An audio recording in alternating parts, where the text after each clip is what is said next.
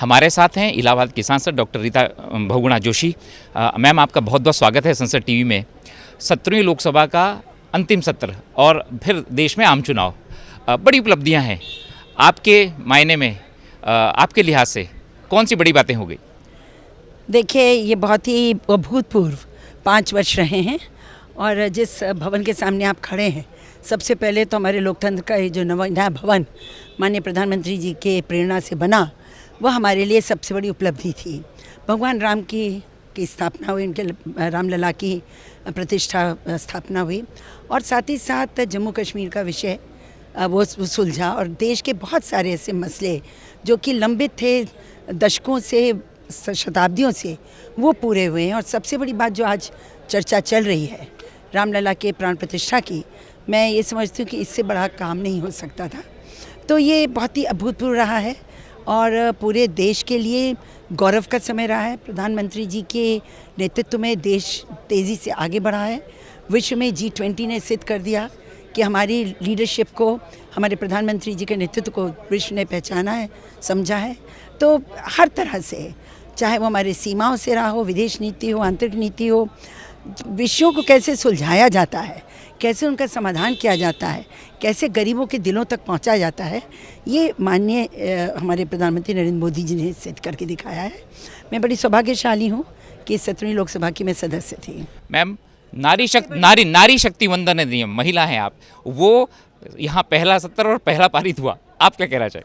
मैं वही कहना चाहती थी, सबसे ज़्यादा अगर हम महिलाएं प्रफुल्लित हैं, प्रसन्न हैं, संतुष्ट हैं, तो इसलिए कि जो हज़ारों साल से महिलाओं को उनका उचित स्थान नहीं मिल रहा था, ख़ासतौर से 1000 साल से, जब से भारत में विदेशी शक्तियाँ आई और बैठी और लगातार स्वतंत्र भारत में महिलाएं मांग कर रही थी कि भाई हमारा हक दिया जाए।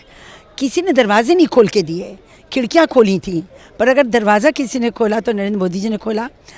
हमें आरक्षण 33% का मिला नारी शक्ति वंदन अधिनियम के माध्यम से। और साथ ही साथ आपने देखा, चाहे स्वास्थ्य सेवाएं हो, चाहे हमारी अन्य प्रशासनिक सेवाएं हो, सबके दरवाजे महिलाओं के लिए खोल दिए गए। जब सैनिक स्कूलों में महिलाओं की भर्ती, लड़कियों की भर्ती खुल गई, तो मैं ये समझती हूँ कि चाहे आंगनबाड़ी की हमारी कार्यकर्ती हों, चाहे स्वयं सहायता समूह की हमारे जो 3 करोड़ हमारी स्वयं सहायता बहनों को लखपति दीदी बनाने का संकल्प हो, अथवा जो हमारी आशा बहुएँ हैं या जो ANM से हैं, उनको स्वास्थ्य का कार्ड 5 लाख का आरक्षण दिया जाए।